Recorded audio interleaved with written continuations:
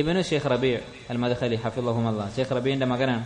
അദ്ദേഹം പറയുകയുണ്ടായി, അദ്ദേഹം പറഞ്ഞതായി ഒരു ദർസിൽ കേട്ടിട്ടുണ്ട്, സൗദി അറേബ്യയിൽ ഉണ്ടായിരുന്ന ഒരു രാജാവ്, ഇപ്പോൾ ഭരിക്കുന്ന രാജാക്കന്മാരുടെ ജ്യേഷ്ഠന്മാരിൽപ്പെട്ട ഒരാൾ, മലിക് ഫഹദാണോ ഫൈസലാണോ എനിക്ക് ഓർമ്മയില്ല, ഏതായിരുന്നാലും അദ്ദേഹം ഹൃദയ ശസ്ത്രക്രിയ ചെയ്യാൻ വേണ്ടി ഫ്രാൻസിൽ പോയി.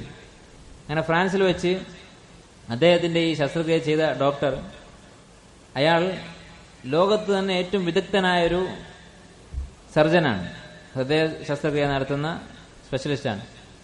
ഇയാളുടെ പണി രോഗിയായി വരുന്ന ആളുകളെ, മുസ്ലിമീങ്ങളാണെങ്കിൽ അവർക്ക് ദീനിൽ സംശയമുണ്ടാക്കും. ഈ ഓപ്പറേഷൻ ചെയ്യുന്ന സമയത്ത് അയാളുടെ ദീനിനെ കുറിച്ച്, നസ്രാനിയത്തിനെ കുറിച്ച് അയാൾ സംസാരിച്ച് നസ്രാനിയാക്കിയിട്ടാണ് ഇയാൾ മടക്കി വിടുകയുള്ളൂ. അയാൾ ഇങ്ങനെയായിരുന്നു ഇയാൾ ചെയ്തുകൊണ്ടിരുന്നത്.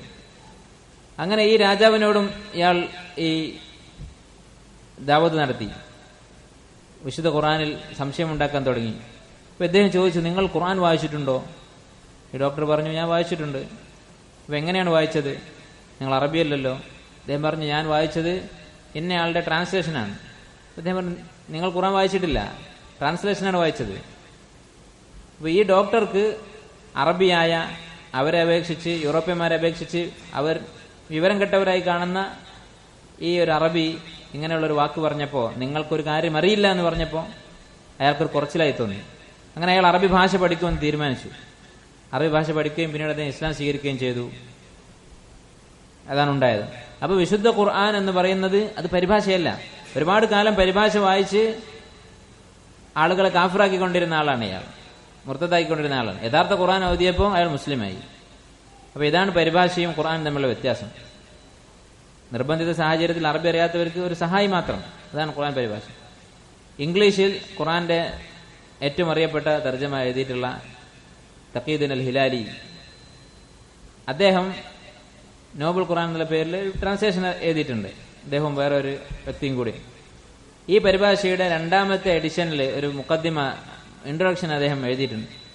അതിൽ അദ്ദേഹം പറയുന്നു, ഈ പരിഭാഷയുടെ 1ാമത്തെ എഡിഷൻ ഇറങ്ങിയപ്പോൾ ഒരുപാട് ആളുകൾ ഇത് വായിച്ചു. ഈ പുസ്തകം, പരിഭാഷ ലോകത്ത് പ്രചരിച്ചു. കാരണം മദീനയിൽ നിന്നുള്ള ഖുർആൻ പ്രിന്റിംഗ് കോംപ്ലക്സിലൊക്കെ ഇതാണ് വിതരണം ചെയ്യുന്നത്. അതുകൊണ്ട് ഇത് എല്ലാ രാജ്യങ്ങളിലും പ്രചരിച്ചു. പ്രത്യേകിച്ച് ഇംഗ്ലീഷ് ഒരുപാട് ആളുകൾ വായിക്കുന്ന ഭാഷയാണ്. യഥാർത്ഥത്തിൽ ഞാൻ ഈ പരിഭാഷ എഴുതിയിട്ടുള്ളത് മുസ്ലിമീങ്ങൾക്ക് വേണ്ടിയല്ല, അദ്ദേഹം പറയുകയാണ്. ഞാൻ ഇത് എഴുതിയിട്ടുള്ളത് പുതുതായി ഇസ്ലാം സ്വീകരിച്ച ആളുകൾക്കും അതുപോലെ അമുസ്ലിങ്ങൾക്കും വേണ്ടിയാണ്. അപ്പോൾ മുസ്ലിങ്ങളടക്കം എല്ലാവരും ഇത് വായിക്കുന്നതിൽ സന്തോഷിച്ച് അദ്ദേഹം തൃപ്തനാവുകയല്ല. നേരെ മറിച്ച് മുസ്ലിമീങ്ങളുടെ ബാധ്യത അറബി ഭാഷ പഠിച്ച് ഖുർആൻ മനസ്സിലാക്കുക എന്നുള്ളതാണ്. ഇത് നിർബന്ധിത സാഹചര്യത്തിൽ വേറെ മാർഗമില്ലാത്തവരായ അമുസ്ലിങ്ങൾക്കും പുതുമുസ്ലിങ്ങൾക്കും വേണ്ടി എഴുതിയിട്ടുള്ളതാണ്. എന്നിട്ട് അദ്ദേഹം പറഞ്ഞു, അദ്ദേഹത്തിന്റെ അനുഭവത്തിലുള്ള ഒരു കഥ അദ്ദേഹം പറയുകയാണ്. അദ്ദേഹത്തിന്റെ സുഹൃത്തായിട്ടുള്ള ഒരു മനുഷ്യൻ റഷ്യക്കാരനാണ്. റഷ്യയുടെ കീഴിലുണ്ടായിരുന്ന, പിന്നീട് സ്വാതന്ത്ര്യം നേടിയ ഒരു രാജ്യം, കുറെ രാജ്യങ്ങളുണ്ടല്ലോ, ആ രാജ്യങ്ങളിൽപ്പെട്ട ഒരു രാജ്യമാണ്. ഈ മനുഷ്യൻ ഇസ്ലാം സ്വീകരിച്ചു, അറബി ഭാഷ പഠിച്ചു. പിന്നീട് അദ്ദേഹം അറബിയിൽ സംസാരിക്കുകയുള്ളൂ. സ്വന്തം കുടുംബത്തിന് അറബി ഭാഷ അറിയുകയില്ല. അവരോടും ഇദ്ദേഹം അറബിയിലാണ് സംസാരിക്കുന്നത്. അങ്ങനെ അദ്ദേഹത്തിന്റെ കുടുംബം ഷെയ്ഖ് തഖീദുൻ ഹിലാലിയോട് പരാതി പറഞ്ഞു, അദ്ദേഹം ഞങ്ങളോട് സംസാരിക്കുന്നില്ല. ഷെയ്ഖ് ഇദ്ദേഹത്തോട് സംസാരിച്ചു. അദ്ദേഹം പറഞ്ഞു, ഞാനൊരു കാര്യം ചെയ്യാം, വേണമെങ്കിൽ ആഴ്ചയിൽ ഒരു ദിവസം ഞാൻ അവരുടെ ഭാഷയിൽ, മാതൃഭാഷയിൽ സംസാരിക്കാം. ആ 1 മണിക്കൂർ വേണമെങ്കിൽ ഇവർക്ക് അറബി പഠിക്കാൻ ഉപയോഗപ്പെടുത്താം, അല്ലെങ്കിൽ അവർക്ക് മറ്റു കാര്യങ്ങൾ സംസാരിക്കാം, അവരുടെ ഇഷ്ടം. ഇങ്ങനെ ആഴ്ചയിൽ 1 മണിക്കൂർ വേണമെങ്കിൽ ഞാൻ അറബി ഒഴിവാക്കി മറ്റു ഭാഷ സംസാരിക്കും. ഇദ്ദേഹം ഈ കഥ ഒരു പ്രോത്സാഹനമായി, ഒരു മാതൃകയായി എടുത്തു പറഞ്ഞിരിക്കുകയാണ്. യഥാർത്ഥത്തിൽ ഇത് കുറച്ച് കടുപ്പമേറിയ ഒരു കഥയാണ്. പക്ഷേ നമ്മൾ അറബി പഠിക്കേണ്ട പ്രാധാന്യം ഇത് കേട്ടപ്പോൾ ഈ ഷെയ്ഖിന് നല്ല കാര്യമായിട്ടാണ് തോന്നിയത്. എന്തുകൊണ്ടാണ്? കാരണം ഇതൊരിക്കലും പുതിയൊരു വാദമല്ല.